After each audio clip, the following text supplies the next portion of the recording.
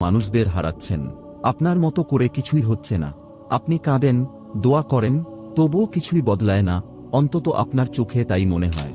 কিন্তু কখনো কি ভেবেছেন, এই দেরিটা হয়তো শাস্তি না, হতে পারে এটা শেষ পরীক্ষা।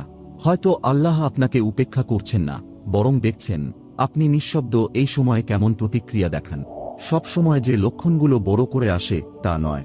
অনেক সময় এগুলো আসে একাকিত্বের মতো, অবহেলিত অনুভবের মতো, কিংবা আপনার চোখের সামনে নিয়ামতগুলো একে একে হারিয়ে যাওয়ার মতো।